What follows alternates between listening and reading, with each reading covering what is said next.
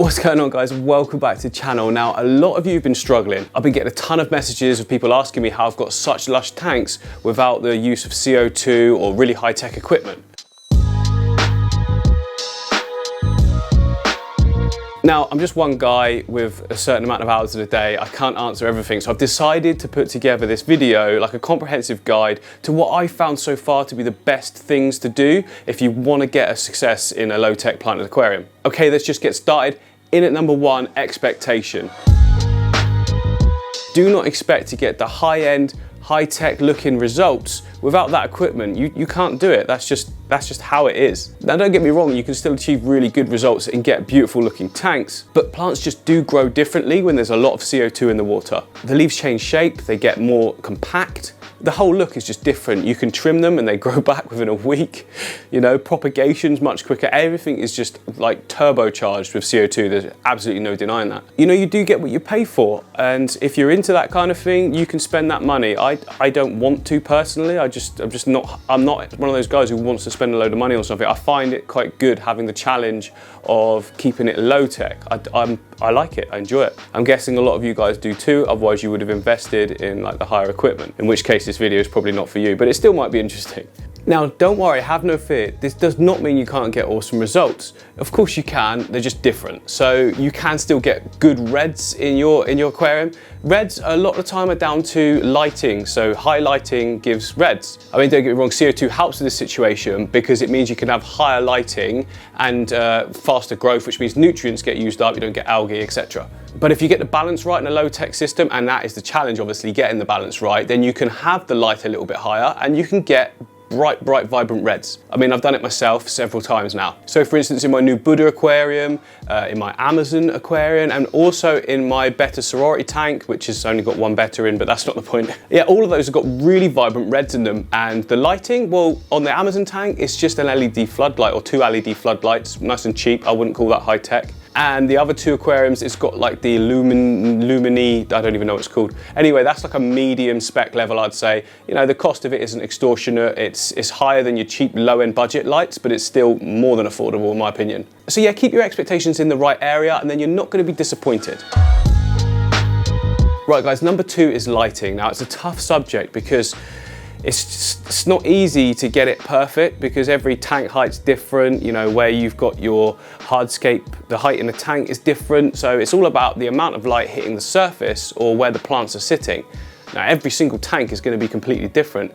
So this is one that just takes practice. But let me give you some tips so I can help you so it doesn't go disastrously wrong straight away. Do not start with high light. People are worried that their plants won't grow if they don't have high light, but plants grow pretty well on low light. I mean, I can put plants in a bucket and they grow, and there's no light on that at all apart from the ambient light in the room. In fact, some of the best plants I found have been when I pulled them out of a bucket, like Anubias that I forgot was in there and it's just kept growing. Anyway, that's not the point. So yeah, what I like to go for is a low to medium level light, but for a long duration. All of my lights in here are set to 12 hours. Now, some tanks, I get a little bit of an issue with that and I just adjust accordingly or I start again.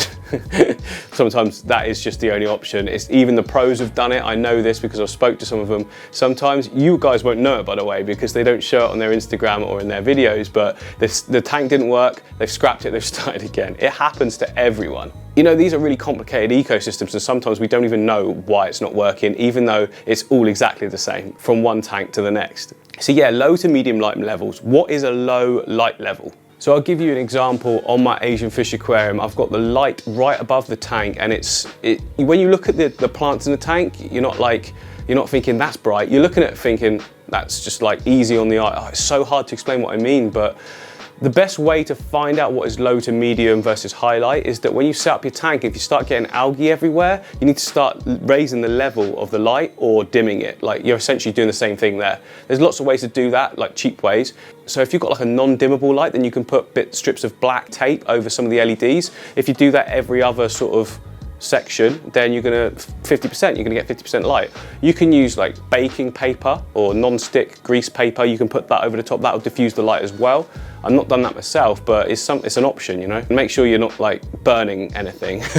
I am not responsible for any house fires. All of the advice is taken at your own risk. So yeah, low to medium light levels, and the reason for that is because the plants are growing in a slow sort of way. They don't need tons of light. All you're gonna do is promote algae growth, and before you know it, the algae is actually overtaking the plant growth. Number 3 is fertilizers. Now, you do not want to be overdosing the whole system at all for a low-tech tank. It's just disaster waiting to happen. You don't need all these complicated products or anything like that. You know, a little CO2 booster, you know, the liquid kind, and a simple fertilizer is all you need. And when it comes to fertilizer, you want to use it sparingly. So I use the API Leaf Zone at the moment, get really good results. It's basically iron. I'm adding it back into the tank after I do a water change, which actually isn't very often, but we'll get to that later on in the video. So yeah, after water change, I just follow the instructions on the bottle and put the nutrients back into the tank. That's it. No daily dosing or anything like that. Our plants simply don't need it. They're not growing crazy fast, and to be honest, they're pulling a lot of nutrients that they need from the substrate already. That's another thing that we need to get set up correctly. We'll move on to that shortly. But if you think your fish are actually constantly generating waste, so that's given a lot more nutrients as well to the plants. If you're putting in all this other extra stuff on top of that, plus if you get your lighting wrong, you know, you're just asking for algae blooms. It's gonna happen. So that's why I think it's better to underdose and adjust than start just chucking the kitchen sink at it, unless you're willing to do like daily water changes, and ain't nobody got time for that.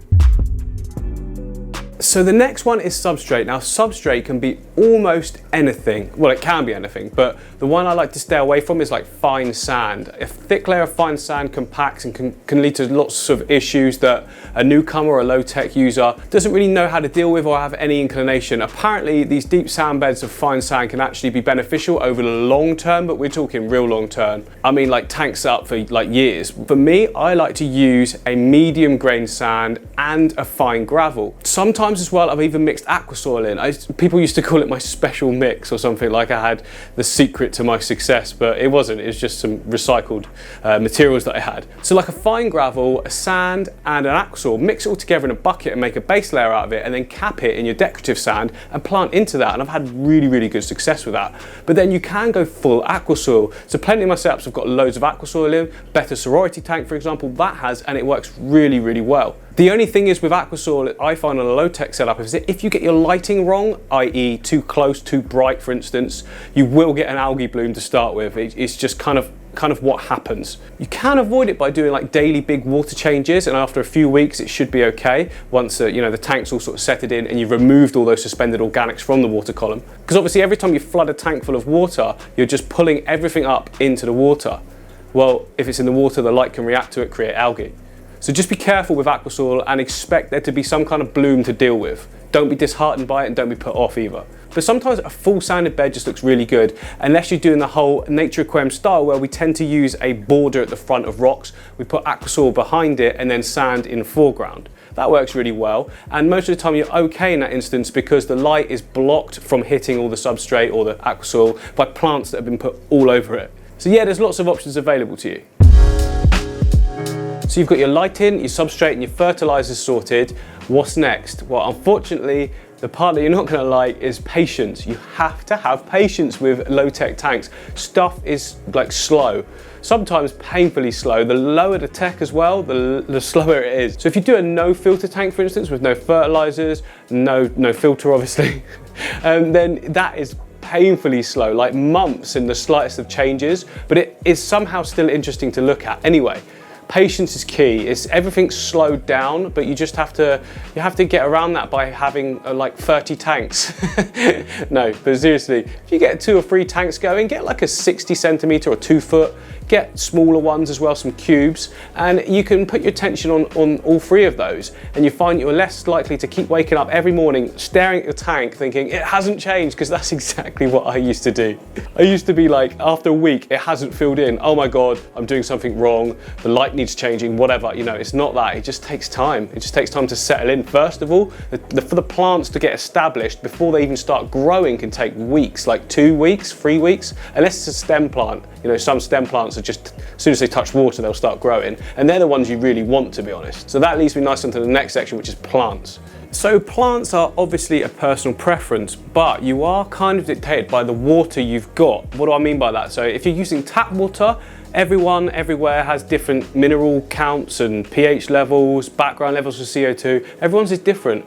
Mine's quite good. I live in the southwest of England and we've got very good water down here. The closer you get to like London, the cities, it tends to be like more harder or more minerals and things like that that can cause algae blooms easier. Now here's your options. Either you go the RO route, which is basically nothing in the water, then you add the right amount of minerals and everything to it. This means you need a little system that purifies your water basically. Apparently it's not hard to set up, but my tap water seems to do well, so I don't bother with it, but many people do use it, especially when keeping shrimp, for instance, which can be a little bit more sensitive to water parameters. But anyway, if you want to do that, that's perfect. You can get it perfect and you grow pretty much any plant. Even without CO2, it's just to different levels. As we discussed before, some plants grow really, really crazy with CO2, but they still grow without it. Now, if you don't want to go the reverse osmosis route, RO, then you need to choose plants that work well in your tap water, and the only way to find that out is to experiment. Now, even in my studio, I've got good tap water, but some plants just don't do well compared to others. So what happens? I just don't use them. I've got a group of plants that work really well and I tend to stick to them. Now that group is quite large, and at either end of the scale of your water parameters, you can get a good group of plants. For instance, aquarium gardeners who I buy a lot of my hardscape and plants from now actually, they have completely different water to me, but they use tap water in their showroom and the plants look amazing. So, you know, regular maintenance, water changes, that sort of thing, keep right on top of it. Now granted, everything's high tech.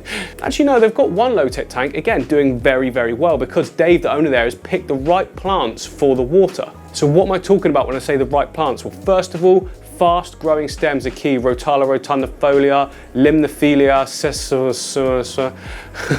and as everyone knows, I love a bit of pearlweed as well. These kind of plants suck in nutrients from the water column and just mean you're at a really good advantage to not getting algae. You will still get algae, every single one's got algae. Quite a lot of people ask me, why don't I get algae? Well, I do, you just can't see it unless I go right close up. And you just live with it. Like most tanks and in nature, there is algae. It's not a problem, just accept it, it's fine. It's green at the end of the day and you want green. As long as it's not taking over your plants, like it's all right. So yeah, pick the plants that suit your water chemistry, experiment a little, get a collection going, and then you're gonna have a whole arsenal of like plants that you can choose for each and every tank you want to do. Water changes are an interesting one. Now, it's absolutely beneficial to do as many water changes as you can do. There's no doubt about that. Any natural system is going to have water changing around all the time through rainfall and whatever. Like a river obviously is constantly changing, the sea. So yeah, if you can do regular water changes, great, but I'm a little bit more realistic in the hobby and I don't think people really want to be doing it all that often. Most people want to be able to sit back and enjoy their tank and maybe once a month do a big maintenance session. So that's pretty much what I do. Most of my tanks only get a water change every 3 to 4 weeks. How is that possible? Well, because everything's packed out with plants, isn't it? So the water's constantly being filtered, nutrients are being used. You know, a lot of my tanks have floating plants as well, so I'm just exporting all those waste nutrients as well. Every time you take some of those plants out, you're removing nutrients essentially, and then more plants grow and use up more waste. So yeah, if you can be bothered to do a weekly water change, you absolutely should. I would recommend it. Every time I do a water change, I notice a real marked difference in the plants the next day or even later in the same day. You know, you're replenishing CO2 and minerals in the water, and the plants really do appreciate that. But we've got to be realistic in the hobby. Not everyone wants to be doing that all the time. But one thing I will say is when you initially set up any tank, you do need to be doing very regular water changes. It's only after about 3 to 4 weeks, then you can start to ease off a little bit. The tank will be settled right in, then the plants will be looking after the water, the ecosystem is really sort of bedded in, and you can afford to sort of relax a little with it and let it do its own thing. Initially, everything's fresh, there's no beneficial bacteria, and there's not a lot going on at all, ecosystem-wise. So you need to be doing all the work. Later on, the plants will do the work for you. Maintenance. How often should you do maintenance? Well, if you're anything like me, all the time. So every time I walk past the tank, if I see something that I don't like or shouldn't be there, I get my arms in, get it out, drip water everywhere. When I used to do this at home, my wife used to go crazy because there was just droplets of water everywhere. But you've got to get it. If you see something, you just got to dive in and get it. You know, picking something off, grab your tweezers. If there's something floating, take that. If you notice that something's not right, do it straight away because you'll only walk past and leave it. I mean, I have been guilty of that sort of thing in the past as well myself. Yeah, a lot of the fun of keeping the planted tanks and low tech in general is the tinker time. Like, it's your hobby, it should be fun. If you don't really like that aspect of it, why really are you keeping planted tanks? I mean, I know they look nice, but it's more than just looking nice, isn't it? It's a lifestyle. Okay, that's an exaggeration, it's not a lifestyle. But it can be if you want it to be. I mean, for me it is, like every day. But I think if you're gonna set a time, once a week is really good to do a little maintenance session. Again, you don't have to do a full water change at this point. It could be just trimming a few plants, maybe just removing some of the floating plants, cleaning down the glass, taking a little bit of water out, I don't know, because it's not hard to take a few scoops out. Even that's something, isn't it? Very different to getting the whole hose system out and draining a load of water off and then putting more back in. That's a session and a half. That's a once a month thing. You can do that then, like big 50% water change. But in terms of maintenance, I'd say do it every 3 days. Just do it whenever. But set yourself a proper time at the weekend or something on a Sunday, put one of my videos on in the background. What was that? Absolutely no need to wink. And yeah, just enjoy it and enjoy doing the maintenance session itself. Number 8 is to experiment. Now, when I first started in the hobby, I didn't know anything about it. I didn't really research that much. I just watched tutorials of people building cool stuff and was like, I want to do it. So I just started doing whatever. And it was only after about 6 months of going back, I realized after people commented that what I do wasn't like the norm, you know. I have my lights on for 12 hours. I mean, that's something I probably should have mentioned in the lighting, but I'm telling you now, lights 12 hours duration. So low level, medium level for a long duration, I find works better in a low tech tank than high powered for short duration. It's just works for me. So this was something that people weren't doing, and I got told all the time, your lights are on too long. People are telling me in the same sentence, your tanks look amazing, but you got your lights on for too long. It's like, well, have I? I mean, it's working. There's no algae, or minimal algae. So my point is, take whatever I'm saying as a guide, but it's not like a hard rule. If you find something else is working better for you, then you do that. Of course you do that. Or if you want to try something I've not even said, do it. Just try everything. Never stop learning, never stop trying new things. That's all part of the fun of it all. Well, it is for me anyway. You know, when I found out that I could take cushion moss from outside and just place it on top of decor, use it as a wick, and it just grows and looks amazing. That was awesome. At the time, I didn't find it anywhere. I just tried it. I mean, there is information about that out there, but I didn't find it. I just tried something and it worked and it was fun. So that's the thing I want you guys to do, is just experiment with everything you're doing. Don't follow any hard rules, because, you know, rules are based on just the knowledge that people have attained up to that point. It doesn't necessarily make it completely true. It's just something that people have learned. I suppose the ultimate low-tech tank is no filter at all. Now, I've done that many times with really good success. In fact, one of my tanks, I didn't even do a water change for 6 months, no filter, and it was absolutely thriving. But most of the time you want to use a filter, at least a small filter. So you don't need anything fancy at all. I've got some fancy filters in here that have got built-in pre-filters, built-in heaters, but that's mainly so that it's easy to use and you can't see any equipment, but they're not necessary. You know, you could use a budget one and it will still do a good job. All right, you're gonna have a heater inside the aquarium as well, or maybe an inline one. I mean, there's several ways you can do it, but all of them cost a little bit more than just a basic cheap filter. But going back to the substrate section, so if you've got a really good layer down the bottom of gravels and sands, all creating a really nice bed of beneficial bacteria, you can get away with just a simple internal filter that basically just pushes water around and polishes the water a little bit. And that's because the actual Aquascape is built out of filter media effectively. The beneficial bacteria will colonize everything inside of your tank and even inside the little internal filter. Hang on the back filters as well, they work just as good. Some of them are actually big enough to put in some decent media. Normally they just come with sponges, but you can adapt it and put in whatever you want. So the point is, any filter is going to work because no filter will work. If you can get a tank to work with no filter, then any sort of filtration at all is going to work, isn't it? Again, just like with lighting and things like that, you get what you pay for, and if you get an expensive canister filter, it's normally going to do a pretty darn good job. And with the prices of some of them, you would expect them to. I tell you what though, if you've never done a no filter setup, I recommend you get like a little nano tank, something like that big. I've got quite a few of them, and just give it a go. Follow some of my tutorials you can see on here. It's really simple to do and it's really fun to watch. A lot of people go wrong where they just put loads of fish in and bright light. As soon as you do that, it's not going to work. Low fish load, medium to low light, long duration, lots of floating plants, and it'll work. It will just work. It's really fun and interesting to watch as well. So yeah, last but not least, just don't give up. Now, not to get all philosophical on you, but this kind of applies to everything in life, doesn't it? If you really want to do something and you really want success in it, you just got to keep going. Like, it's impossible not to get better at something if you just keep going, keep trying with the goal in mind of getting better. You have to. Just pay attention to what is and isn't working. If it didn't work, chuck it out. If it did work, move on to the next phase. Don't try and blame equipment or water or anything like that. You are in control. It's up to you if it works or not. And that's actually really good. That's a good thing. If you can take the responsibility, it means that you can do something about it. As soon as you start blaming equipment, it puts it out of your hands. You want it to be in your hands, you want to be in control of it, and you want to get it right. And the thing is, once you do start getting it right, it's so rewarding and it feels awesome, especially if you've been persistent with something that you've struggled with for a long time. Hopefully with the tips I've told you today, it should help you if you are struggling. If it doesn't, then I'm sorry I've wasted your time.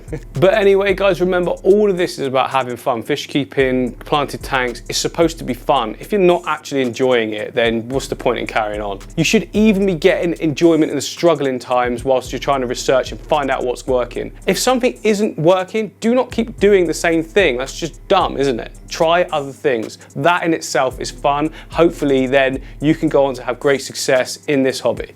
But anyway, guys, thanks for watching all the way to the end. If you haven't already, hit the like button, hit the subscribe button, and I will see you on the next one.